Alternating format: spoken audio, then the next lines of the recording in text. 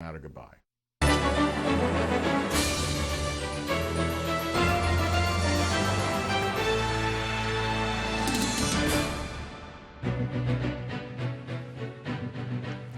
अस्सलाम वालेकुम। Voice of America के वाशिंगटन स्टूडियो से प्रोग्राम जहां रंग में खुशामदीद। मैं हूं आपकी मेज़बान शहनाज नफीस।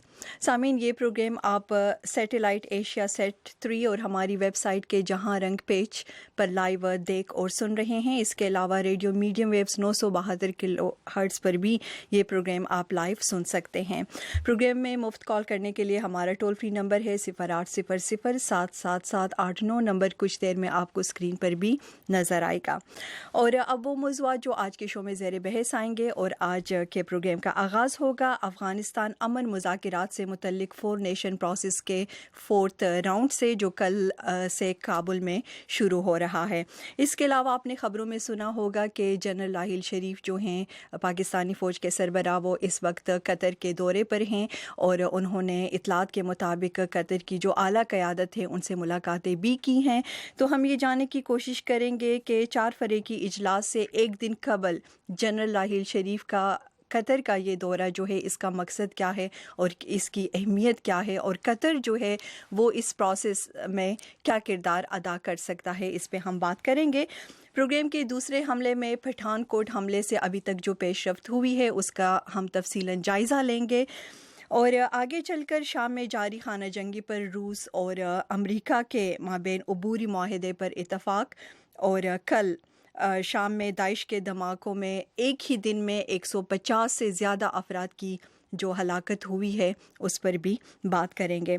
और प्रोग्राम का हमारा आज का आखिरी मौजू है मादरी ज़ुबान के आलमी दिन पर यूनेस्को की जानिब से जो रिपोर्ट जारी हुई है जिसमें कहा गया है कि पाकिस्तानी स्कूल में उर्दू की जो तरवीज है उससे डिफरेंट वहाँ पे जो बाकी कम्युनिटीज़ जो मौजूद हैं उनमें शिकायत जो हैं वो जन्म ले रही हैं या ये तरवीज जिस तरह हो रही है उर्दू की इससे शिकायत का सबब बन रही हैं।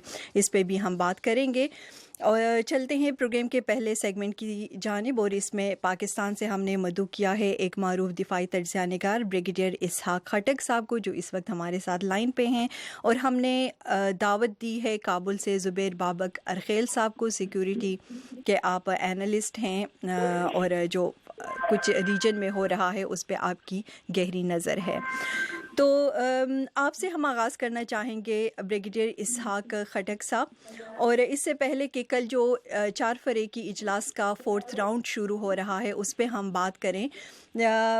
पहले मैं आपसे ये जानना चाहूँगी कि जिस तरह अभी मैंने कहा थोड़ी देर पहले कि जनरल राहिल शरीफ साहब जो हैं उनकी इस वक्त कतर के दौरे पर हैं, कतर की आला क़यादत से उनकी मुलाकात हुई है, तो ये पूरी जो कोशिशें हो रही हैं इसमें कतर का किरदार जो है वो क्या हो सकता है? थैंक यू शहनाज इस टॉपिक पे बात करने के लिए। तो पहला सवाल आपने किया कि कतर का क्या रोल हो सकता है। मेरा कतर एक न्यूट्रल जगह के तौर पर उभरा है मिडल ईस्ट में पिछले कुछ हफ्तों से। आपने देखा होगा वहाँ पर कई टैंक्स एस्टेब्लिश हुए हैं नेगोशिएशन के लिए या बातचीत के लिए रास्ते खुले, और उसी कॉन्टेक्स्ट में अगर हम बात करते हैं तो ये जो तालिबान का ऑफिस 2008 की, अगर मैं गलत नहीं हूँ तो 2008 में इनिशिएटिव शुरू हुआ था, वो लोग सिर्फ फैसिलिटेट कर रहे हैं, एक किस्म की जगह उन्होंने दी है जहाँ पर अफगान, तालिबान और पाकिस्तान या कोई हमारे जो केस पीस के अमल में आगे बढ़ना चाहते हैं उनके लिए है। मेरा ख्याल है उनका कोई इस किस्म का कोई सियासी रोल तो नहीं होगा इसमें, सिवाय इसके कि वो एक जगह दे रहे हैं जहाँ पर बैठ कर एक न्यूट्रल, क्योंकि वो किसी भी किस्म के लड़ाई में आज तक वो शामिल नहीं, ना तालिबान को सपोर्ट किया उन्होंने कभी, ना अफगान हुकूमत को, तो एक न्यूट्रल था उनका स्टांस रहा है। हाँ, एक चीज जो बड़ी जरूरी है वो ये है कि वहाँ पर अमेरिकन सेंटकॉम की जो प्रेजेंस है वो एक जरूरी आइटम है जो वहाँ पर है। हाँ, उसके अलावा मेरा ख्याल है कतर की कोई और सिग्निफिकेंस नहीं है। ओके, जिस तरह आप कह रहे हैं कि कोई कतर जो है इस पूरे मामले में वो न्यूट्रल है, उन्होंने महज आपके बकौल तालिबान को दफ्तर के लिए जगह दी है, लेकिन ये भी फिर कहा जाता है कि तालिबान के बनाने में ये जो ममालिक हैं कतर, बहरीन और सऊदी अरब, इन्होंने काफ़ी माली पैसे जो हैं वो भी मुहैया किए थे 1980s में। लेकिन खैर हम पीछे नहीं जाना चाहेंगे। फिर आप जबकि आप कह रहे हैं कि कतर जो है उसका वो न्यूट्रल है पूरे मामले में, तो जनरल राहील शरीफ का जो दौरा है फिर इसका मकसद क्या है और क्या आप इसकी अहमियत देखते हैं इस पूरी कोशिशों में? अच्छा, दो तीन चीजें भी देखनी पड़ेगी। आपकी बात बिल्कुल सही है कि किसी दौर में 80 की दहाई में इन ममालिक का बड़ा हाथ रहा है तालिबान की सपोर्ट में। आप कह सकते हैं आपकी बात है पुरानी। अभी राहील शरीफ का मेरा ख्याल यही है कि हमें एक ऐसी जगह चाहिए जहाँ पर सब ममालिक तीन फरीक हैं जिनको शामिल किया जाता है। अमेरिका पे लाजिम बात है, लाजिम फरीक है अफगान जंग में, लेकिन पाकिस्तान, अफगानिस्तान और तालिबान, तो इनका क्योंकि तालिबान का ऑफिस अगर आप याद कर गई के दौर में जब पहली बार स्टैब्लिश हुआ तो थोड़ी सी अप्रीहेंशन कर रही थी आपकी तरफ से। जब पहली बात सुनने लगी तो उन्होंने कहा हम यहाँ पर इमारात इस्लामी का नाम लेंगे, लेकिन इमारात इस्लामी का नाम करज़ई साहब की हुकूमत ने कहा नहीं, इसके का मतलब है कि ये तो हम एक्सेप्ट कर लेंगे या तस्लीम कर लेंगे कि तालिबान एक पॉलिटिकल फोर्स है। इस वजह से वहाँ पर वो स्टॉल हो गई थी एफर्ट शुरू वाली। तो अभी जो राहील साहब गए हैं वहाँ पर मेरा ख्याल, ज़ाती ख्याल यही है कि वो इसमें हुकूमत का कोई किरदार अदा करना चाहेंगे। सेंट कॉम, मैं आपको पहले भी आपसे अर्ज किया था, वहाँ पर सेंट कॉम की प्रेजेंस है, सेंट कॉम का हेड ऑफिस है और चूंकि अमेरिकन वहाँ पर पाए जाते हैं इसलिए इसकी फैसिलिटेशन मेरा ख्याल ये है कि राहील साहब वहाँ जाकर सेंट कॉम से भी डिस्कशन करेंगे और वहाँ पर जो दूसरे कतरी हैं सबमिशन। पर आपको याद हो एक दौर में उन्होंने कहा था जो हमारे प्रिजनर्स हैं, जो हमारे कैदी हैं जो कि गुआंटानामो बे में थे, तालिबान ने कहा था कि इनको आप रिलीज करें और कतरी ने एक हद तक एक्सेप्ट भी कर लिया था कि हाँ ठीक है हमारे पास इनको यहाँ एक न्यूट्रल प्लेस में रखा जाए ताकि नेगोशिएशन का अमल तेज किया जाए। तो मेरा ख्याल है सबसे बड़ी वजह राहील साहब की जाने की जो मुझे नजर आ रही है वो यही है कि इन सारों को इंगेज करके इस अमल को मुस्बित इख्तिताम तक पहुंचाया। जी बिल्कुल। और ब्रिगेडियर साहब आपको याद होगा कि जब मरी मुज़ाकिरात का पहला राउंड था तो उसमें कतर में जो मौजूद तालिबान हैं उन्होंने इस पर तहफ़्फ़ुज़ात का इज़हार किया था और इसको मानने से उन्होंने इनकार किया था कि ये मुज़ाकिरात जो हैं इसमें उनकी मर्ज़ी जो है वो शामिल नहीं है, ना उनका कोई बंदा है। फिर 6 फरवरी को जो थर्ड राउंड हुआ था, 4 जो फ़रीकी ममालिक हैं उनका जो इजलास हुआ था उसमें हमें याद है ये तय पाया था कि कतर में मौजूद जो तालिबान हैं उनको अप्रोच किया जाएगा ताकि उनको भी मुज़ाकिरात की मेज़ पर लाया जा सके। अब सवाल ये बनता है कि अगर जिस तरह जनरल राहील शरीफ की मुलाकातें भी हुई हैं और ये कहा जा रहा है कि उन्होंने कतर के ओहदेदारों से मुलाकात इसी वजह से की है ताकि अफ़गान अमल जो है इसको आगे बढ़ाया जा सके और कतर इसमें अपना किरदार अदा कर सकें, तो अगर कतर और पाकिस्तान मिलकर वहाँ पर मौजूद कतर में मौजूद तालिबान पर प्रेशर डालता है कि वो मुज़ाकिरात की मेज़ पर आ जाएं, तो आपको लगता है कि वो आ जाएंगे? जी बिल्कुल, मैं बहुत पुरउम्मीद हूँ इस बार, इसलिए कि जो अफगानिस्तान में जो बड़े धड़े हैं तालिबान के, मुल्ला उमर की डेथ से पहले अगर आपको याद हो तो ये जो कतर वाला इनिशिएटिव था ये मुल्ला उमर की साइड से ही चला था उसी वक्त, और उन्हीं के कहने के ऊपर उनकी मर्जी के हिसाब से एक ऑफिस खोला गया था ताकि हम एक न्यूट्रल जगह, बिकॉज अफगान साइड से कोई लोग भी तैयार नहीं हो रहे थे कि वो पाकिस्तान में बातचीत करें, काबुल में बातचीत करें, अमेरिका में बातचीत करें, या इवन सऊदीया भी एक्सेप्ट हो रहा था, तो कतर को लाया गया था। अब आगे आपकी बात जब आप कह रही हैं कि क्या, अच्छा ये जो कतर में तालिबान पाए जाते हैं, ये भी उनका एक सोल रिप्रेजेंटेटिव आपको याद हो आगा شروع میں ہوا کرتا تھا. بالکل جی, مجھے نام صحیح یاد آ رہا ہے, یہ باغا ہوتا تھا, وہ بھی انہیں کے کہنے پہ گیا تھا. تو ہم یہ نہیں کہہ سکتے کہ وہ کوئی نیا دھڑا نہیں ہے وہ طالبان کا, انہیں کا حصہ ہیں. ہاں, ان کو استعمال نہیں کیا گیا بیچ میں کر رہی حکومت کے دوران ریزرویشنز کی وجہ سے, اور میرا خیال ہے کوئی ایسی بڑی بات نہیں ہوگی کہ وہ شامل نہ ہوں. اور طالبان میں اس وقت جو سے 3 دھڑے پائے جاتے ہیں بڑے, ایک جو ابھی ملا منصور والا ہے جو کہ سب کچھ کنٹرول میں ہے, دوسرا ملا رسول والا ہے, یہ جو بڑے دھڑے ہیں. اور میرا خیال ہے جو تیسرا دھڑا ہے وہ بڑا ابھی اس قابل نہیں ہے کہ وہ کوئی پریشر ایکسرٹ کر سکے. تو مجھے تو بہت امید ہے کہ یہ جو قطر والے طالبان, بلکہ حقیقت دیکھا جائے تو میرا خیال ہے قطر میں کوئی ایسی طالبان ایسی نہیں ہے, صرف ایک آفس ان کو چاہیے تھا اور اس آفس کو انہوں نے بڑا صحیح استعمال کیا ابھی. اور راہیل صاحب میرا خیال ہے راضی کرنا کیا, میں تو نیچوں کے اگلا دور بڑا اچھا دور ہوگا. اوکے, ٹھیک ہے بریگیڈیئر صاحب ہمارے ساتھ رہیے. ٹھیک, آپ پر امید ہے کہ کوئی آؤٹ کم جو ہے اس دفعہ اس کوششوں کا نکلے گا. ہمارے ساتھ رہیے. کابل چلتے ہیں, زبیر بابکر خیل صاحب ہمارے ساتھ ہیں. السلام علیکم زبیر صاحب. وعلیکم السلام. زبیر صاحب, یہ جو 6 فروری کو 3rd راؤنڈ ہوا تھا, اس میں یہ بھی طے پایا تھا کہ چین جو ہے وہ طالبان پر اپنا انفلوئنس جو ہے اثر و رسوخ کا استعمال کر کے انہیں راضی کرے گا بات چیت کے لیے. امریکہ اپنا اثر و رسوخ استعمال کرے گا, اور پاکستان جس طرح آپ کو نظر آ رہا ہے آج بھی جنرل راحیل شریف صاحب اس سلسلے میں قطر میں موجود ہیں, وہ اپنا اثر و رسوخ استعمال پاکستان جو ہے بظاہر کر رہا ہے.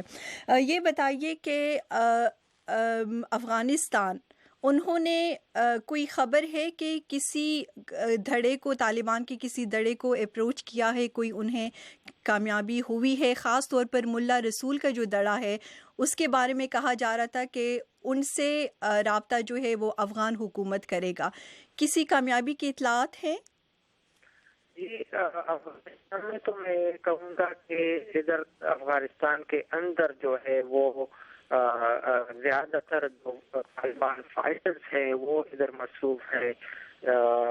اگر ہم بات چیت کے بات کرتے ہیں تو ظاہر ہے کہ طالبان کا جو پولیٹیکل ونگ ہے جس کا دفتر ہے قطر میں, وہ مذاکرات میں آئیں گے اور وہ لیڈ کریں گے سارے بات چیت کو. تو اب تک جو طالبان کی بات آتی ہے تو افغانستان میں ان کے صرف جو کمانڈرز ہیں, جنگجو ہے, وہ مصروف ہے, اور ان کے ساتھ میرے خیال میں اب تک حکومت کی رابطے کی بات بھی نہیں آتی. لیکن ملا رسول جو ہے وہ انہوں نے خود یہ اعلان کیا تھا کہ وہ تیار ہے, ہفتے پہلے اعلان کیا تھا اگر مذاکرات شروع ہوتے ہیں تو وہ بھی آئیں گے مذاکرات میں.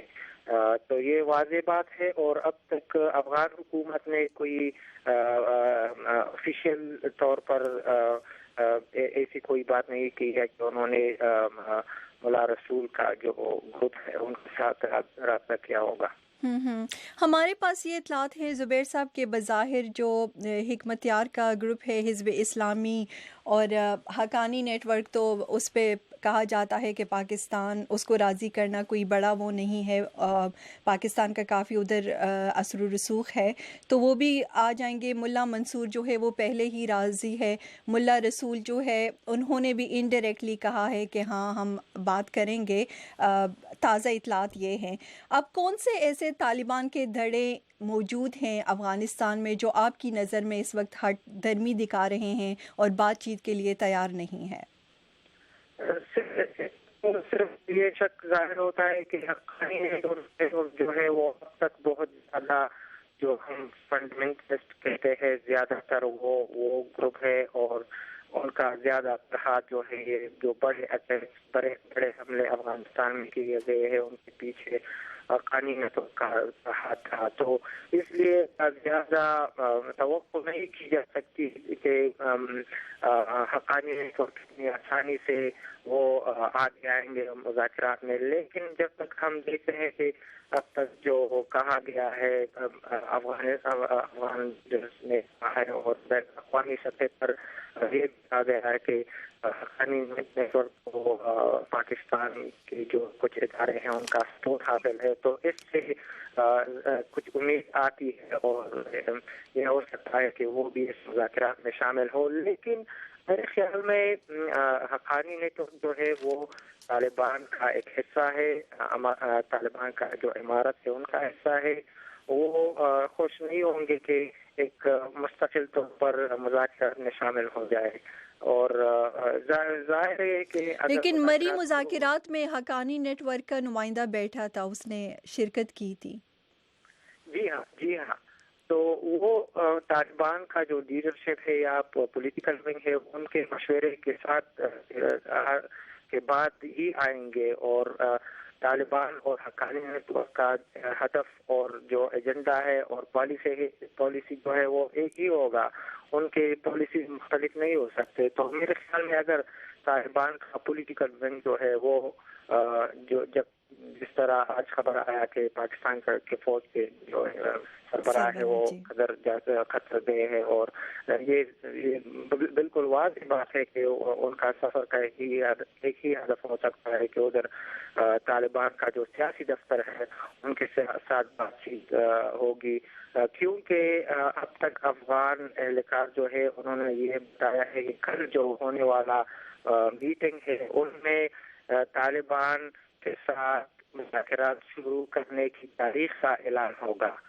تو یہ بہت اہم مسئلہ ہے کہ اس سے پہلے شریف جو ہے وہ قطر گئے ہیں, تو یہ اس بات کو اور بھی کنفرم کرتی ہے اور ان کو زیادہ باور جو ٹرسٹڈ ہم کہتے ہیں وہ بناتے ہیں. اوکے, آپ دونوں مہمان ہمارے ساتھ رہیے. کچھ کالرز ہیں ان کو بھی ہم سننا چاہیں گے, اور سب سے پہلے ہم چلتے ہیں لکی مروت انعام صاحب. انعام اللہ حق صاحب, آپ کیا کہنا چاہیں گے؟ السلام علیکم. جی انعام صاحب. ایک سوال میرا یہ ہے کہ یہ جو کھچڑی پک رہی ہے اس کی اصل صورتحال یا پوزیشن کو واضح کیوں نہیں کیا جا رہا قوم کے سامنے؟ اور دوسرا سوال میرا یہ ہے کہ افغان حکومت اور طالبان میں مذاکرات کے لیے جو کوششیں ہو رہی ہے اس میں ایران کو کیوں شامل نہیں کیا جا رہا؟ Thank you. جی شکریہ آپ کا. یہ کویسچن ہم رکھیں گے اپنے پارٹیسپینٹس کے سامنے. مرید خان میاوالی سے, ان کو بھی سنتے ہیں. السلام علیکم مرید صاحب. السلام علیکم جناب, دعوت خیال سے عرض کر رہا ہوں. میرا مہمانوں سے سوال ہے کہ کیا سویلین حکومت پر اعتماد نہیں ہے طالبان کا, اس کی وجہ سے فوجی سربراہ سے وہ کوئی ضمانت لینا چاہتے ہیں؟ کیا وجہ ہے, کیوں جنرل صاحب کیوں گئے ہیں؟ بہت مہربانی. اوکے, اس کی وجہ جو ہے وہ تو بریگیڈیئر صاحب نے مقصد بتا دیا دورے کا. شکریہ کال کرنے کا مرید صاحب. خانق برفریدی کوہار سے. جی السلام علیکم. خانق برفریدی صاحب. جی السلام علیکم. جی وعلیکم السلام. بریگیڈیئر صاحب سے میرا ایک ہی کوشچن, طالبان مذاکرات میں شامل ہوں گے نہیں ہوں گے وہ تو پتہ چل جائے گا, لیکن طالبان کا میجر ڈیمانڈ جو شروع سے ہے کہ امریکہ کو افغانستان سے نکلنا ہوگا اور نکلنا چاہیے. امریکہ کہاں تک قربانی اس معاملے میں دے سکتا ہے؟ آیا وہ راضی ہوگا یا نہیں ہوگا؟ اور اگر امریکہ ہچکچاتا ہے یا ہیر پیر سے کام لیتا ہے تو اس میں چین اور پاکستان امریکہ پہ کتنا دباؤ رکھ سکتا ہے کہ افغانستان چھوڑ دے تاکہ اس علاقے میں امن آ جائے؟ Thank you very much. جی شکریہ آپ کا. بریگیڈیئر صاحب, آپ نے ہمارے کالرز کو سنا, آپ اگر پلیز مختصراً اس کا جواب دینا چاہیں. اس ایشو پہ مختلف پہلوؤں سے انہوں نے بات کی ہے. جی میں پہلا سوال یہ جو انعام صاحب نے جی آخری سوال جو آیا تھا, تیسرا سوال میں ریورس آرڈر میں جاؤں گا کہ کیا افغانستان سے امریکہ کو, کیونکہ طالبان کی ڈیمانڈ ہمیشہ سے رہی ہے کہ ہم چاہتے ہیں کہ یہاں پر جو باہر کی قوتیں آئی ہیں, جو ایکسٹرنل فورسز آئی ہیں, ان کو یہاں سے نکلنا چاہیے تاکہ ہم اپنے मसाइल खुद हल कर सके। बिल्कुल सही बात करते हैं तालिबान, मैं उनके साथ इस चीज में नहीं, लेकिन यहाँ पे तालिबान ऑलरेडी फ्लेक्सिबिलिटी दिखा चुके हैं। मरी जो मुज़ाकरात थे उसमें वो बैठ चुके हैं, और इससे पहले भी मुज़ाकरात की जो कोशिश की गई तो वो यहाँ पे कुछ इस इशू पे उन्होंने कुछ लचक दिखाई है, क्योंकि उस वक्त मरी मुज़ाकरात में भी जब वो बातचीत कर रहे थे उस वक्त तो अमरीकी मौजूद थे अफगानिस्तान में। नहीं, बिल्कुल सही कह रहे हैं आप। ये फ्लेक्सिबिलिटी दिखानी पड़ेगी, अमेरिका को भी दिखानी पड़ेगी, कुछ तालिबान को दिखानी पड़ेगी, कोई टाइम फ्रेम देना पड़ेगा अमेरिका को कि वो इस टाइम फ्रेम में यहाँ से चीजों को ठीक करने के बाद या नहीं ठीक करने के बाद, ये टाइम फ्रेम जरूरी है। जब तक ये रोड मैप नहीं देंगे अफगानिस्तान की जंग खत्म भी नहीं हो सकती।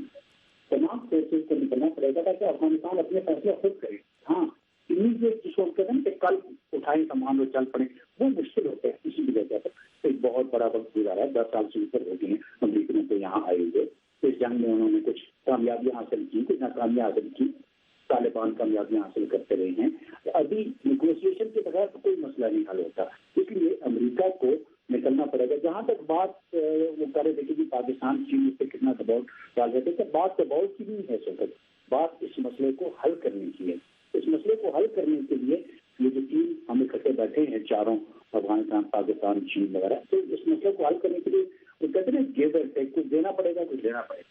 सही। अच्छा, दूसरा सवाल था जो कहते कि सिविलियन हुकूमत पे एतमाद नहीं है, इसलिए आर्मी को दरिया में रखा है। बात एतमाद की नहीं है, बात ये है कि हम किस हद तक पाकिस्तान आर्मी का इन्फ्लुएंस रहा है अमेरिका के साथ भी या तालिबान के साथ भी। सिविलियन हुकूमतें तो आती जाती रही है, लेकिन आर्मी अगर आप देखें तो 1978 उस वक्त से लेकर ये चीजें चलती रही हैं, और इल्जाम भी पाकिस्तान पे लगता रहा कि जी फौज इन्वॉल्व रही है। बस ये हकीकतें हैं, हकीकतों से आंख नहीं हमें बंद करनी चाहिए। तीसरा जो था ईरान का एक सवाल जो उन्होंने पहले कॉलर ने कहा था, मैं उनका उसका छोटा सा एक जवाब देना चाहूंगा। देखिए, ईरान एक बहुत एक्टिव पार्टी है, बिल्कुल उसका रोल बनता है, इसलिए कि हाँ, पाकिस्तान अफगानिस्तान के मुकाबले में ईरान का रोल इतना नहीं रहा, ना ईरान ने इतना नुकसान उठाया है जितना पाकिस्तान ने इस जंग से नुकसान उठाया है, इसीलिए शायद उनको शामिल नहीं किया गया उस हद तक। लेकिन इसके बाद के अमल में जब ये मुज़ाकरात आगे बढ़ते हैं तो मुझे ये कहते हुए कोई वो कहना चाहिए, मुझे राजी तौर कि ईरान को भी इस अमल का हिस्सा होना चाहिए, बिल्कुल होना चाहिए। ठीक है, राइट, ओके। ब्रिगेडियर साहब हमारे साथ रहिए, बहुत शुक्रिया आपका। बाबकर खैल साहब, कल जो 4th राउंड होने जा रहा है, इसका एक हदफ जो रखा गया है वो ये है कि अफगान हुकूमत और तालिबान के माबैन बराह रास्त मुज़ाकरात के लिए डेट जो है वो फ़िक्स की जाएगी। उनकी लाइन ड्रॉप हो गई है। ब्रिगेडियर साहब, इसका अगर आप जवाब दें, ये डेट फ़िक्स करना अफ़गान हुकूमत और तालिबान धड़ों के दरमियान बराह रास्त मुज़ाकरात के लिए कल के इजलास में, ये आपको लगता है ये अचीव हो सकेगा कल के इजलास में? देखिए, 100% सर्टेनिटी तो नहीं कहा जा सकता, उसकी वजूहात 2-3 है। एक तो ये है कि ये पहली बार अगर अफगान हुकूमत कहते कि हाँ उनका मुल्ला रसूल के साथ रास्ता हो गया है, क्योंकि मुल्ला रसूल पहले आदमी थे, उन्होंने कहा था कि हम मुज़ाकरात नहीं करते, जबकि दूसरी तरफ अख्तर मंसूर और सिराज हक्कानी वाली जो पार्टी थी, ये जो धड़ा है, बड़ा धड़ा जो है, ये तो मुज़ाकरात के लिए राजी है। हाँ, अभी ये कहना का वक्त होगा, मेरा ख्याल है कल की बातचीत से पता चलेगा कि आया किस हद तक ये रास्ते हो चुके हैं। पाकिस्तान की तरफ से तो मेरा ख्याल है इस किस्म के रवाबित हैं। मरी का जो राउंड हुआ था, 1st राउंड, उसमें भी ये चीज क्लियर हो गई थी कि ये लोग बातचीत करना चाहते हैं। अभी अफगान हुकूमत की तरफ से थोड़ी सी रिलक्टेंस बीच में आई थी, अगर आपको याद हो जब इनका ये 1st राउंड मरी बात का जो जब स्टॉक स्टॉल हो गई थी, तो एक प्रॉब्लम यही थी, उन्होंने एक लफ्ज इस्तेमाल किया था कि वो जो कि इररिकंसाइलेबल, और उसकी उर्दू मुझे नहीं समझ आ रही थी मैं क्या कहूँ, वो लोग जो शायद बातचीत करना नहीं चाहते उनके साथ क्या करेंगे, और वो कुछ पेश की शराइत की बात हो रही थी, उसके ऊपर मुख्तलिफ लोगों ने मुख्तलिफ राय दी थी। मेरी राय भी उसमें यही थी تو دیکھیں ہمیں تمام لوگوں کو انگیج کرنا چاہیے اور بات چیت کرنے سے پہلے شرائط کا لانا. لیکن کچھ بریگیڈیئر صاحب ہم دیکھ رہے ہیں کہ افغانستان کے اندر طالبان کے کچھ ایسے بھی دڑے ہیں جو بات چیت نہیں کرنا چاہتے، تو ان کے لیے ان کے ساتھ کیا کیا جائے گا اور کیا کرنا چاہیے آپ کی نظر میں؟ ہاں ایک چیز میں دیکھیں کلیئرٹی ہمیں لانی ضروری ہے، وہ یہ ہے کہ کیا طالبان کے کتنے دھڑے ہیں. طالبان کے 2 بڑے دھڑے ہیں جو مجھے نظر آتے ہیں، ایک حقانی اور جو ملا اختر منصور والا دھڑا ہے، بڑا دھڑا ہے. ایک ملا رسول بھی ہے، وہ بھی کافی ایک یہ بڑا دھڑا ہے. دوسرا ملا رسول والا ہے، وہ ملا رسول والا چھوٹا دھڑا ہے جو کہ ملیٹنسی پہ زیادہ یقین کر رہا تھا فی الحال، لیکن ان کی فالوئنگ کتنی ہے، ان کا گروپ کتنا بڑا ہے، ان کی طاقت کتنی ہے، اس کے اوپر کوشچن مارک ابھی بھی ہیں. جبکہ یہ جو 2 دھڑے ہیں یہ زیادہ تر چیزوں کو کنٹرول کرتے رہے اور وہ بعد میں ایمرج ہوا ہے. اگر آپ کو یاد ہو اس وقت ملا عمر کہتے ان کی جگہ کس نے لینی تھی، اس وقت ملا منصور کا نام اس طرح لیا گیا تھا کہ وہ کہہ رہے تھے کہ شاید میں بھی ایک کنٹینڈر ہوں، لیکن پھر تمام نے راضی ہو کے اور ملا منصور کا اختر منصور کا نام لیا تھا. میرا خیال ہے کوئی اتنا بڑا دھڑا نہیں ہے جو انڈیپینڈنٹلی لڑ سکے گا. یہ بھی ایک چیز دیکھنی چاہیے کہ کون لڑے گا، کس سے لڑے گا. جی اوکے بریگیڈیئر صاحب، آخر میں یہ بتائیے گا کیونکہ یہ نہیں کہا جا رہا ہے کہ 4 فریق کی جو اجلاس ہے اس کے کتنے راؤنڈز چلنے ہیں، ابھی 4تھ راؤنڈ کل ہوگا، تو آپ کو کیا لگتا ہے یہ جو ہے کب تک یہ سلسلہ چلتا رہے گا؟ کیونکہ یہ کہا جا رہا ہے کہ اصل ایشو پہ آنے کی ضرورت ہے اور وہ ہے افغان حکومت اور طالبان کے مابین براہ راست مذاکرات کروانا. صحیح آپ کا اصل دیکھیے یہ خرابی کوئی 1 سال 2 سال کی تو ہے نہیں، 30 سال ہو گئے افغانستان، 30 سال سے بھی زیادہ سب افغانستان کی پنجمنے کو، چاہے وہ روسی سے لے کر ابھی تک ہے. تو ہمیں وقت دینا پڑے گا اور وقت دینا بھی چاہیے. اگر ہم ہمت نہیں ہارنی چاہیے. دیکھیں جو ہے وہ بہت ضروری ہوتی ہے، بات چیت ہی آپ کو امن کی طرف لے کے جا سکتی ہے. ہم یہ نہیں کہہ سکیں گے کہ نہ ہمیں یہ کہنا چاہیے کہ جی یہ 4 راؤنڈ اس میں لازماً ہم کو لیکن بات چیت سے آگے چیزیں چلیں گی. کوئی ناراض ہوگا، کوئی نہیں ناراض ہوگا، دنیا کا نام بھی سکتا ہے. جی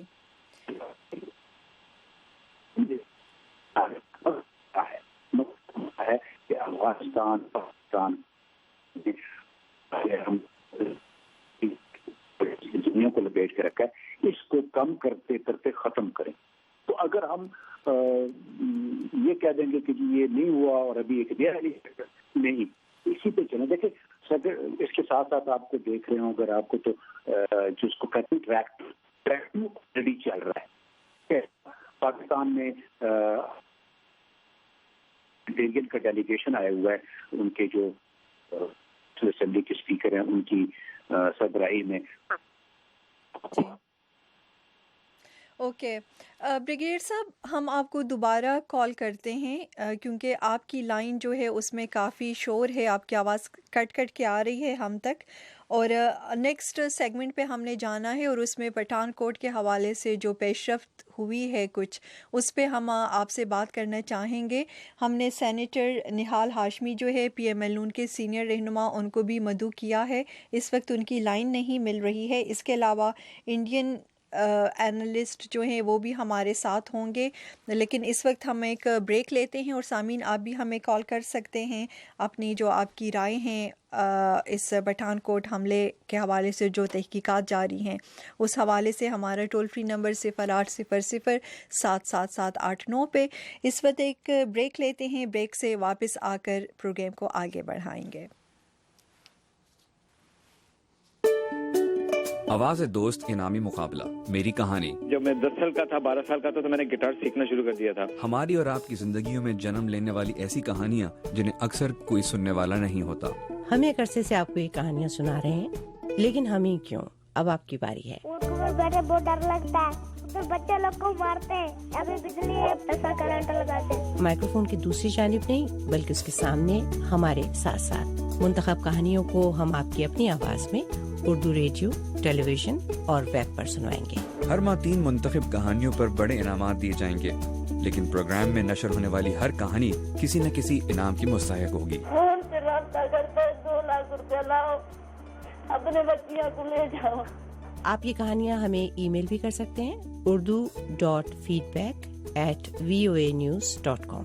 کہانیاں بھیجنے کے لیے پاکستان میں ہمارا پتہ ہے میری کہانی، voice of America Urdu service, PO box number 1353 یعنی 1353 اسلام آباد، پاکستان۔ اور بھارت میں ہمارا پتہ ہے میری کہانی، voice of America Urdu service, PO box number 5437 یا 5437 نئی دلی 110011 بھارت۔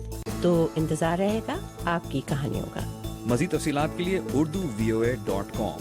آواز دوست انعامی مقابلہ، میری کہانی۔ انسان کو ہوش نہیں رہتا ہے، دنیا نا الٹ جاتی ہے۔ میری اور آپ کی دنیا تبدیل ہو رہی ہے۔ Breaking news, top story, exclusive, سب سے پہلے، سب سے آگے۔ لیکن اس سب میں میں اور آپ کہاں ہیں؟ جاننے کے لیے رہیے میرے ساتھ۔ میں ہوں تابندہ نہیں۔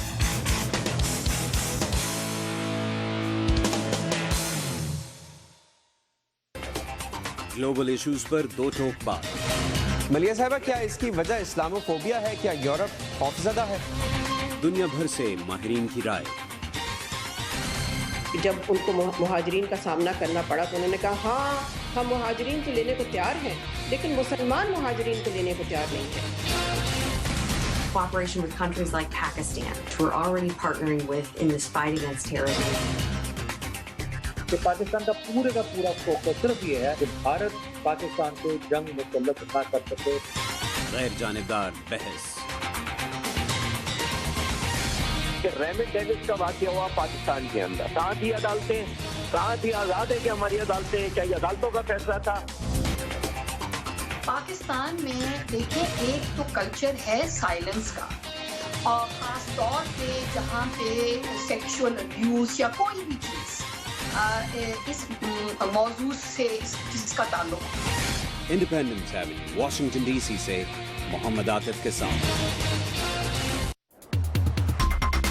واٹس اپ پاکستان، کیا سین ہے پاکستان؟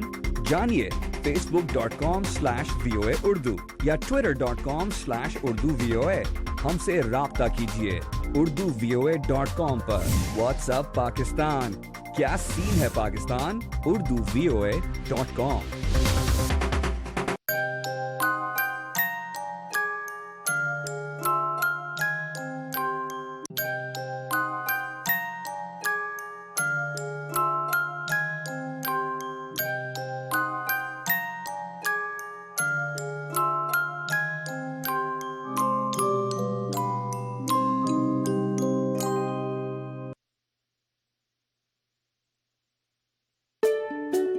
آواز دوست انعامی مقابلہ، میری کہانی۔ جب میں 10 سال کا تھا، 12 سال کا تھا تو میں نے گٹار سیکھنا شروع کر دیا تھا۔ ہماری اور آپ کی زندگیوں میں جنم لینے والی ایسی کہانیاں جنہیں اکثر کوئی سننے والا نہیں ہوتا۔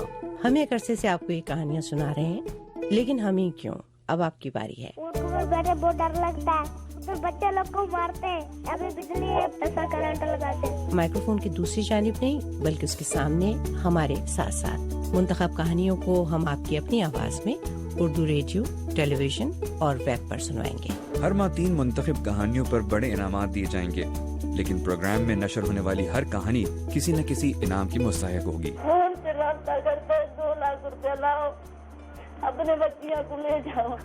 آپ یہ کہانیاں ہمیں ای میل بھی کر سکتے ہیں urdu.feedback@voanews.com۔ کہانیاں بھیجنے کے لیے پاکستان میں ہمارا پتہ ہے میری کہانی، voice of America Urdu service, PO box number 1353 یعنی 1353 اسلام آباد، پاکستان۔ اور بھارت میں ہمارا پتہ ہے میری کہانی، voice of America Urdu service, PO box number 5437 یا 5437 نئی دلی 110011 بھارت۔ تو انتظار رہے گا آپ کی کہانیوں کا۔ مزید تفصیلات کے لیے urduvoa.com۔ آواز دوست انعامی مقابلہ، میری کہانی۔ انسان کو ہوش نہیں رہتا ہے، دنیا نا الٹ جاتی ہے۔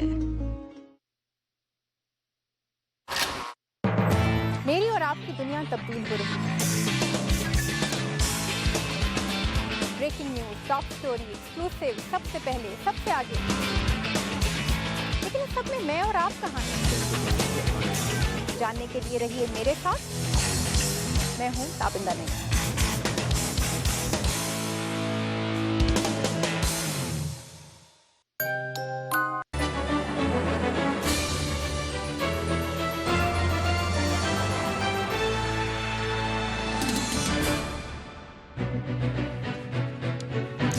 सामीन, एक दफ़ा फिर प्रोग्राम जहां रंग में खुशामदीद जो आप सुन रहे हैं वॉइस ऑफ अमेरिका के वाशिंगटन स्टूडियो से।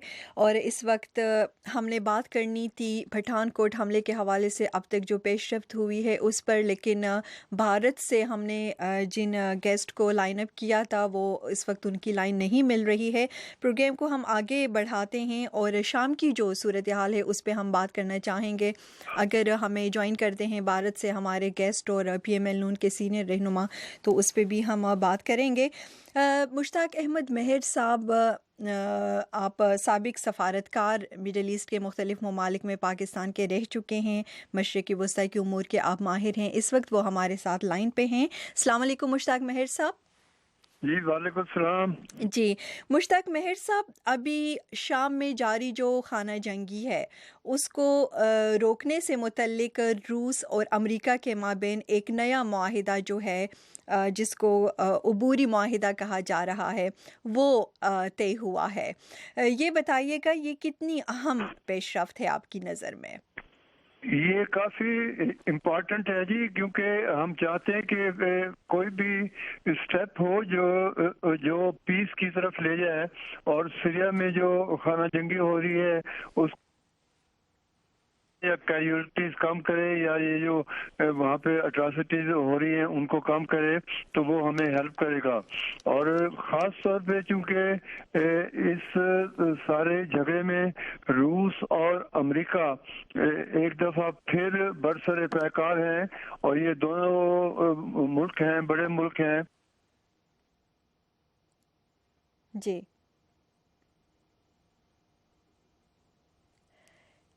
मुश्ताक मेहर साहब हमारे साथ हैं? जी मुश्ताक मेहर साहब आप हमारे साथ हैं? ओके, उनकी आवाज़ जो है हम तक नहीं आ रही है इस वक्त। सामीन, हम दोबारा उनको ट्राई करते हैं, हम देखते हैं उनकी आवाज़ हम तक क्यों नहीं आ रही है। लेकिन ये जो माहिदा रूस और अमेरिका के माबैन हुआ है इस हवाले से जिस तरह आपने मुश्ताक मेहर साहब को सुना, वो कह रहे हैं उनकी नज़र में ये एक अहम पेशरफ्त है। और इसका तरीक़ेकार जो है अभी तक जो ख़बरों में आ रहा है, जो इतलात हैं वो ये है कि रूस जो है वो सदर बशारुल असद की जो हुकूमत है ये और ईरान जो है वहाँ पर वो अपना इन्फ्लुएंस जो है इस्तेमाल करेगा और उनसे जंगबंदी जो है उस पर राज़ी करने की कोशिश करेगा। दूसरी जानिब अमेरिका के बारे में कहा जा रहा है कि वो शाम में मौजूद जो अपोजिशन ग्रुप्स हैं मुख्तलिफ उनको जंगबंदी पर राज़ी करेगा। और इस वजह से इसको एक अहम पेशरफ्त इसलिए भी कही जा रही है, एक तरह से जो हलाकतें हैं उसमें कमी आएंगी। लेकिन दूसरी जानिब ये कहा जा रहा है कि दाइश जो है जो एक दहशतगर्द तंजीम है, कल भी उन्होंने 2 धमाकों की ज़िम्मेदारी जो है वो कबूल की है, जिसमें 150 से ज़्यादा अफराद कहा जा रहा है कि इन 2 धमाकों में उनकी हलाकतें हुई हैं। तो इससे अगर ये मुआहिदा जिसको अबूरी मुआहिदा कहा जा रहा है रूस और अमेरिका के बीच में अगर ये तय होता है तो फिर इसका मतलब जो है वो ये होगा कि ये ममालिक जो हैं वहाँ मुख्तलिफ जो फ़रीक़ैन हैं शाम में मौजूद, उनका फ़ोकस जो है वो दाइश के ख़िलाफ़ लड़ाई पर होगा। और ये इस लिहाज से इसको एक अहम पेशरफ्त भी कहा जा रहा है। हम दोबारा देखते हैं इस वक्त लाइन पे हमारे साथ कौन है। जी मुश्ताक मेहर साहब आपने दोबारा हमें ज्वाइन किया है। ओके, ब्रिगेडियर साहब ने हमें ज्वाइन किया है, इसहाक खटक साहब ने। जी ब्रिगेडियर साहब आप हमारे साथ हैं, आवाज़ आ रही है आपको? बिल्कुल आ रही है आवाज़। ओके ब्रिगेडियर साहब, इस वक्त हम शाम की जो सूरत हाल है उस पे हम आपसे बात करना चाहेंगे, और वहाँ पे जो जंगबंदी हो रही है जिसमें कहा जा रहा है कि 5 सालों में शाम के अंदर 2,50,000 अफराद जो है अब तक हलाक हो चुके हैं और तकरीबन 1,20,00,000 अफराद कहा जाता है कि ये इस तनाज़े की वजह से अपना घर बार छोड़ने पर ये मजबूर हो चुके हैं। तो ये लेकिन अभी जो पेशरफ्त हुई है वो ये है कि रूस और अमेरिका के माबेन एक जंगबंदी से मुतल्लिक एक मुआहिदा जो है वो तय पाया है, और इसमें दाइश जो है और अल नुसरा फ्रंट जो है वो इस मुआहिदे में ज़ाहिर है वो शामिल नहीं है, उनके ख़िलाफ़ लड़ाई जो है वो उसी तरह चलती रहेगी। लेकिन अगर इस मुआहिदे पर अमल दरामद होता है तो जो बशारुल असद की फोर्सेस है और बागियों जो ग्रुप वहाँ पे मौजूद है उनके बीच में जो लड़ाई हो रही है वो रुक सकती है, उसके इम्कानात है। आप किस तरह देखते हैं इसको, ये कितनी अहम पेशरफ्त है और ये मुआहिदा जो है ये कितना पायदार साबित हो सकता है? अच्छा, पहली चीज तो मैं ये कहना चाहूँगा जी कि ये बहुत जल्दी हमें किसी चीज को नहीं देखना चाहिए। मैं सीरिया या शाम वाले हालात जो देख रहा हूँ इतने अच्छे से हो रहे हैं, इसलिए बहुत सारे लोग या बहुत सारे ममालिक शामिल हो चुके हैं। रूस एक तरफ है, दूसरी तरफ है मिडल ईस्ट के ममालिक हैं, सऊदीज हैं, सीरिया खुद है, शाम साथ लीबियन अमेरिका इन्वॉल्व हो गए। तो ये एक काफी कॉम्प्लेक्स सिचुएशन है। मैं इसको तो इस पहले एक कदम कह सकते हैं कि हमने एक कदम उठाया है अच्छी तरफ। बिल्कुल पहला कदम होगा तो आप मिलियंस ऑफ माइल्स की उसको कहते हैं ना जर्नी टू दी मिलियंस, तब शुरू होती है। अच्छी बात है, मुआहिदों से ही आगे चीज चलेगी, लेकिन जो है उनको देखना पड़ेगा। बशार अल असद को एक्सेप्ट नहीं कर रहे हैं ईरानियन, या आप दूसरी तरफ दाइश वाले एक्टिव हो गए हैं। अब दाइश की क्रिएशन के ऊपर जाए तो ये कहानी बहुत ही तवील होती जाएगी कि वो क्यों बनी, कहाँ से बनी, अमेरिका के निकलने के बाद ये फोर्स कहाँ से आ गई, तो उनके पास जिस किस्म के हथियार पाए जाते हैं, जिस किस्म की फाइनेंस है जिसको इक्तिसाद कहते हैं, ये सारी चीजों को देखते हुए इस मसले का हल इतनी जल्दी मुझे तो नजर नहीं आ रहा। मेरी नजर में तो इसको वक्त लगेगा। हाँ, अमेरिका और रूस चूंकि दो मुख्तलिफ कैंपों में खड़े हैं, एक को सपोर्ट कर रहा है, दूसरा दूसरे को सपोर्ट कर रहा है, ठीक। लेकिन इसी के साथ दो बड़े सपोर्टर ईरानियन और सऊदीज, उनको भी ऑन बोर्ड लेना पड़ेगा कि वो हाथ उठाएं किसी भी पार्टी से। ये सपोर्ट चाहिए तो वो करेगी, तब आप दाइश के खिलाफ कामयाब होंगे। जब दाइश से उनकी जिसको लाइफ लाइन कह सकते हैं, चाहे वो फाइनेंशियल है चाहे वो मिलिट्री की है, तो उसको खत्म करेंगे तो ठीक। ओके लेकिन इससे पहले कि भारत का जो टॉपिक है ब्रिगेडियर साहब उस पे हम जाएं, और उस पे भी बाकी गेस्ट हमें नहीं मिल रहे हैं। मुनीश कुमार साहब ने हमें ज्वाइन किया है भारत से, उनको हम खुशामदीद कहते हैं। लेकिन शाम के हवाले से आखिरी सवाल जो है, क्योंकि मुश्ताक महर साहब की लाइन ड्रॉप हो चुकी है, आपसे मैं ये करना चाहूँगी। हमने देखा कि इस माह के शुरू में भी शाम जंगबंदी से मुतल्लिक मशरक़ वस्ता के जो इलाकाई ताकतें हैं और आलमी जो कुव्वतें हैं, इनके माबेन एक मुआहिदा हुआ था, और जुमे की डेडलाइन थी, वो डेडलाइन गुजर चुकी है, उस पे अमल दरामद जो है ना हो सका। तो उसमें फिर इस मुआहिदे को किस तरह आप कह सकते हैं कि ये एक अहम पेशरफ्त है, और आप किस बुनियाद पे ये कह सकते हैं कि इस पर अमल दरामद जो है वो होगा? अच्छा, एक वही ये दो ममालिक, वही बड़ी बात है, दोनों बड़े प्लेयर हैं, अमेरिका और रूस। तो इसमें जो एक्चुअल नीचे जो ग्राउंड पे लड़ाई चल रही है, दाइश है, दाइश के खिलाफ बशार अल असद की फौज है, बागी हैं वहां पर। अब देखिए ना, इम्प्लीमेंटेशन जिन्होंने करनी है, क्या उनको इस मुआहिदे में कहीं कोई जगह है उनकी, कहीं उनको शामिल किया गया है किसी बातचीत में?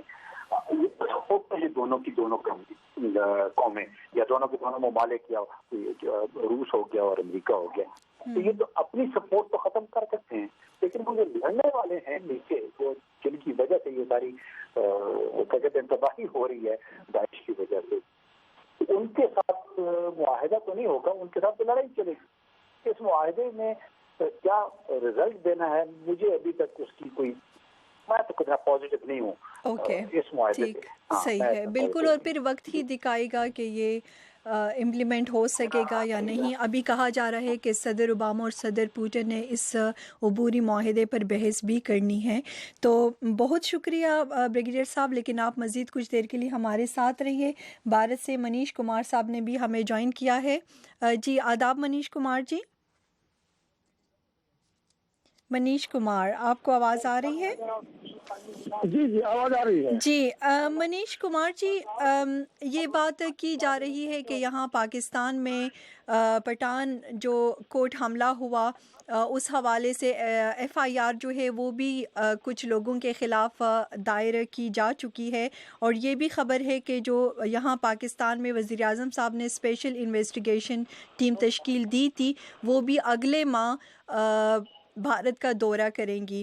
تو آپ سے میں یہ جاننا چاہوں گی کہ آج جو بھارتی وزیر دفاع ہے انہوں نے ایک پریس کانفرنس کی ہے اور انہوں نے یہ کہا ہے کہ پٹھان کوٹ حملے سے متعلق ایف آئی آر فائل کرنا جو ہے وہ کافی نہیں ہے اور پاکستان کو سیریس ایکشنز لینے کی ضرورت ہے۔ اس سے پاکستان بھارت کا مراد کیا ہے؟ مزید کیا سیریس ایکشنز کس کو وہ کہنا چاہ رہا ہے؟ دیکھیے، بھارت میں جو پٹھان کوٹ حملے ہوئے ہیں اس کو لے کر کے ایک یہ پولیٹیکل مسئلہ بنا ہوا ہے، اور اس بیان میں مجھے زیادہ کچھ اس میں بھی جو ہے ڈومیسٹک پالیٹکس کا یہ نظر آ رہا ہے۔ وہ ریزن یہ ہے کہ ہندوستان میں پارلیمنٹ سیشن اسٹارٹ ہونے والے ہیں، اور پارلیمنٹ سیشن اسٹارٹ ہوتے ہی یہ پھر مودی سرکار کو وپکشی پارٹیاں یہاں کی جو اپوزیشن پارٹیز ہیں وہ یہ سوال کریں گے کہ بھائی پٹھان کوٹ حملہ ہوا، لیکن پھر بھی جو ہے جو جن ناموں کو لیا جا رہا ہے ان لوگوں کے خلاف جو ہے کوئی کارروائی نہیں ہوئی ہے، صرف ایف آئی آر ہو گیا ہے۔ تو یہ مسئلہ جو ہے یہ اس نظریے سے ہمیں دیکھنا چاہیے۔ جہاں تک مجھے سمجھ میں آتا ہے کہ جو ہندوستان پاکستان کی جو دونوں سرکاریں جس کوآرڈینیشن کے ساتھ کام کر رہی ہیں اس میں مجھے لگتا ہے کہ یہ ایک تو یہ ویلکم اسٹیپ ہے، کم سے کم اس بار ایف آئی آر بھی تو ہوا ہے، پاکستان کی طرف سے ایک سیریسنس بھی نظر آ رہا ہے۔ تو یہ بیسیکلی جو ہے یہ ڈومیسٹک پالیٹکس کے نظریے سے اس کو دیکھنا چاہیے کہ اس طرح کا جو بیان جو ہے ہندوستان کے اندر ہو رہا ہے بس اس کو اسی حساب سے دیکھنا چاہیے۔ اچھا، آپ کا کہنا ہے کہ یہ ایک سیاسی بیان تھا وزیر دفاع کا جو انہوں نے دیا ہے، لیکن ایک اور سوال آپ سے یہ میں کرنا چاہوں گی کہ اسپیشل انویسٹیگیشن ٹیم پاکستان کی وزٹ کریں گی اگلے ماہ کے فرسٹ ویک میں، کہا جا رہا ہے کہ شاید وزٹ کرے بھارت کا، لیکن بھارت کا وہ بیان ہمیں یاد ہے کہ وہ اس ٹیم کو جو پٹھان کوٹ ایئر بیس ہے وہاں جانے نہیں دے گی۔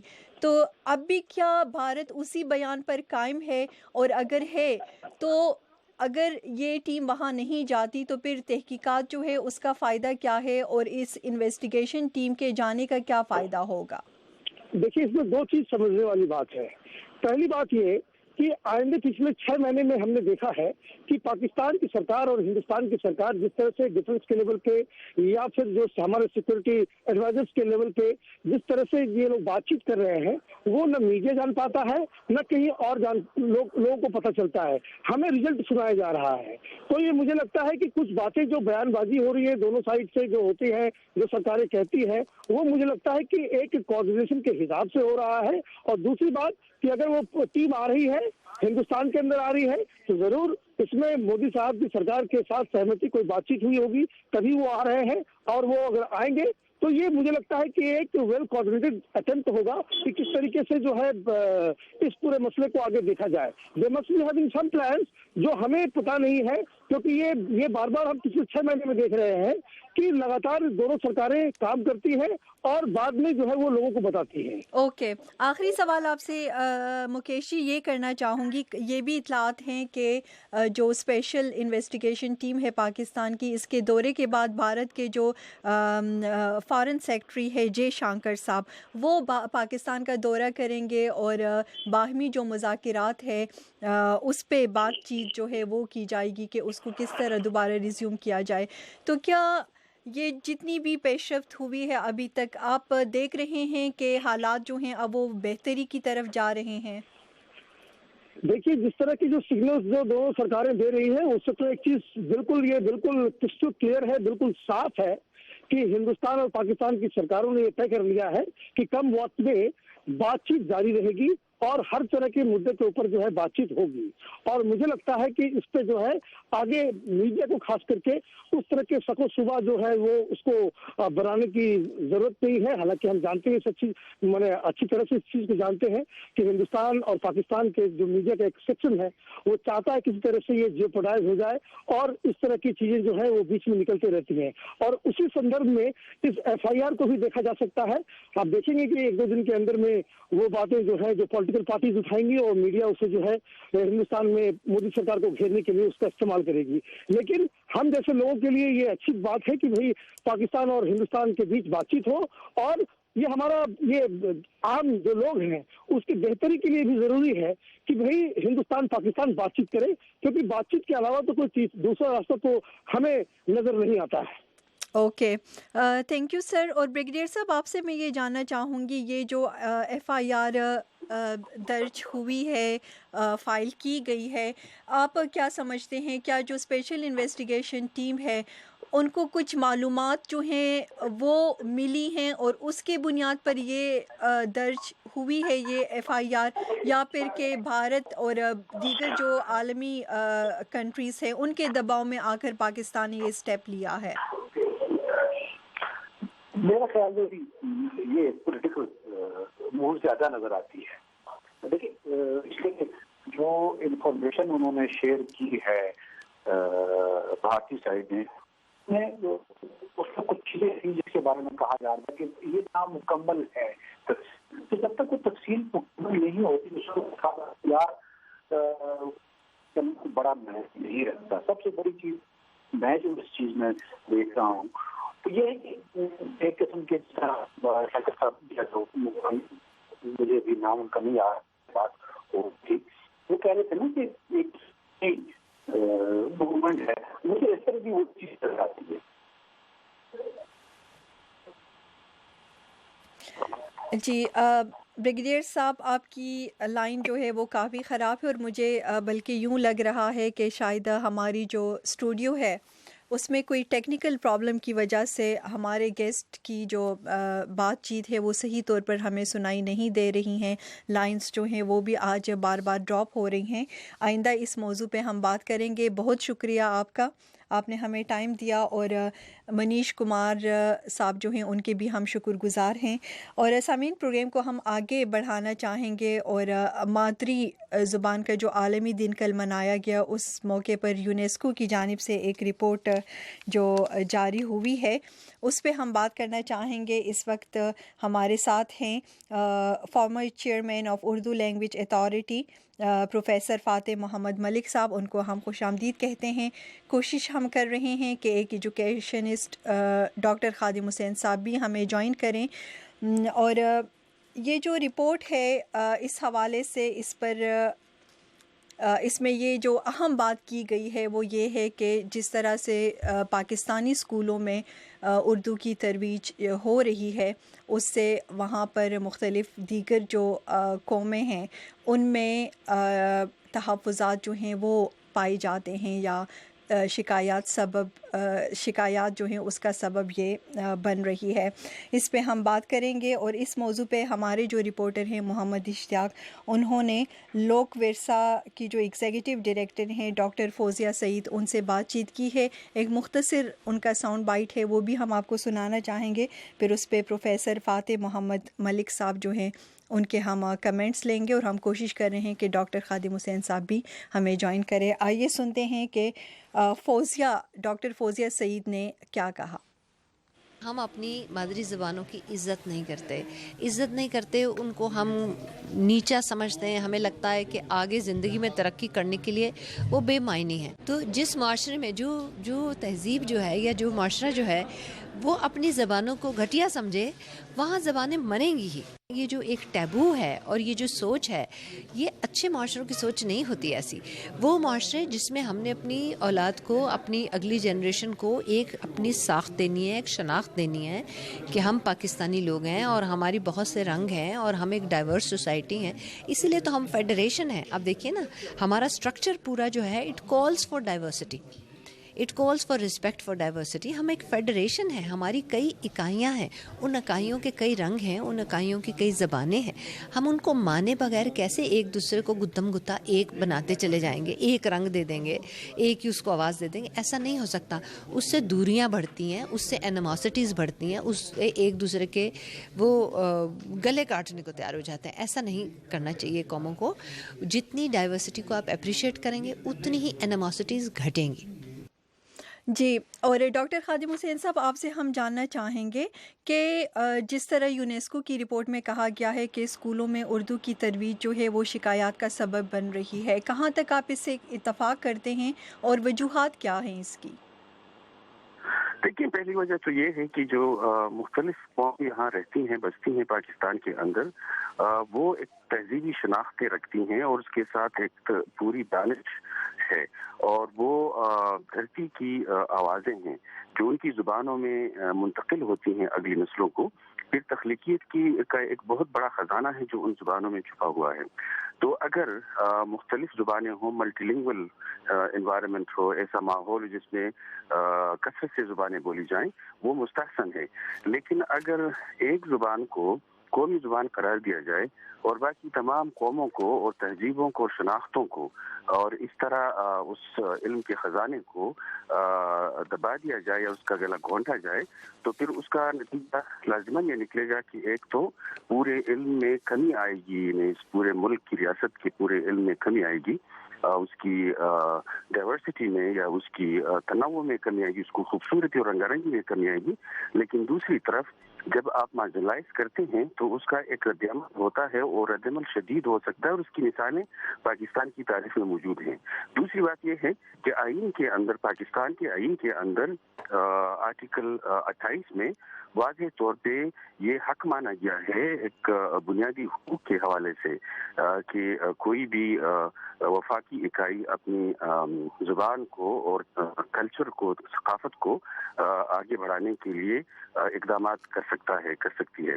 लेकिन इस तरह जो वाज़ेह तौर पर बात सामने आ रही है, तो जो कौमी ज़ुबानें हैं, उन कौमी ज़ुबानों का गला घोंटने के लिए मुख्तलिफ किस्म के तरीके अपनाए जा रहे हैं, जिसकी वजह से ये आपके तहफ़्फ़ुज़ात हैं। ओके, बहुत शुक्रिया डॉक्टर खादिम हुसैन साहब। टाइम बहुत कम है। प्रोफेसर फ़ातिह मोहम्मद मलिक साहब, खादिम हुसैन साहब को भी सुना और एक साउंड बाइट भी हमने आपको सुनाया। आप क्या कहना चाहेंगे, किस तरह आप इस रिपोर्ट को देख रहे हैं? बातें मैं कहना चाहता हूँ। पहली बात ये कि तमाम पाकिस्तानी ज़बानें हमारी अपनी ज़बानें हैं, कौम की ज़बानें हैं और हर ज़बान को नश्व नुमा और तरक्की का हक हासिल है और पूरा हक देना चाहिए, सहूलत देनी चाहिए और दी जा रही है। लेकिन वफाक की जो मुख्तलिफ इकाइयाँ हैं उनके दरमियान राब्ते की भी तो एक ज़बान होनी चाहिए, एक ऐसी ज़बान के जो पाकिस्तान के हर इलाके में बोली जाती है, समझी जाती है। और एक कराची, सिंध और बिखरे हुए और लोग जो खुद को अहले ज़बान कहते हैं, उनकी भी माँ बोली है उर्दू। तो एक तो ये मैं कहूँगा कि इससे कोई इख्तलाफ नहीं है कि पाकिस्तान की हर ज़बान हर पाकिस्तानी के लिए मुक़द्दस है और उसकी तरक्की और आज़ादाना नश्व नुमा के लिए बेश अज़ बेश कोशिश होनी चाहिए। दूसरी बात जो मैं कहना चाहता हूँ वो एक उलझन है हमारे माहिरीन लिसानियात में। उर्दू को पाकिस्तान की कौमी ज़बान पाकिस्तान बनने के बाद नहीं बनाया गया। वो तहरीक पाकिस्तान के दौरान कलकत्ता से लेके और पेशावर तक مختلف زبانیں بولنے والے مسلمانوں کے درمیان رابطے کی زبان تھی. اس زبان نے ہی کلکتہ کے بنگالی کو پشاور کے پشتو سپیکنگ کے ساتھ ہم رشتہ کیا اور دونوں ایک کے دل ایک ساتھ دھڑکنے لگے اور بالآخر دونوں نے تحریک پاکستان میں حصہ لے کے پاکستان کو قائم کیا. آج بھی پاکستان کے اندر صورت یہ ہے کہ کوئی آدمی مثلا ذوالفقار علی بھٹو تھے، انگریزی انہیں بہت پسند تھی، لیکن وہ جب چترال میں جاتے تھے تو اردو میں بات کرنے پہ مجبور تھے کہ چترال کے لوگ انگریزی نہیں سمجھتے.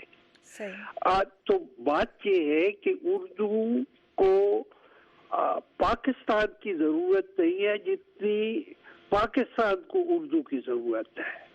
تو ہر ماں بولی کو ترقی کرنی چاہیے، وسائل مہیا کرنے چاہیے، قوم کو اس کی جو ورثہ ہے ماضی کا اس کے بالکل، یعنی آپ کا یہ کہنا ہے کہ جو قومی زبان ہے، جی پروفیسر صاحب ٹائم بالکل ختم ہو چکا ہے. آپ کا یہ کہنا ہے کہ جو قومی زبانیں ہیں اور باقی علاقائی زبانیں ہیں ان میں ایک بیلنس جو ہیں وہ قائم رکھنا ضروری ہے. بہت شکریہ آپ دونوں مہمانوں کا. اس کے ساتھ ہی شہناز نفیس کو اجازت دیجیے. اللہ حافظ.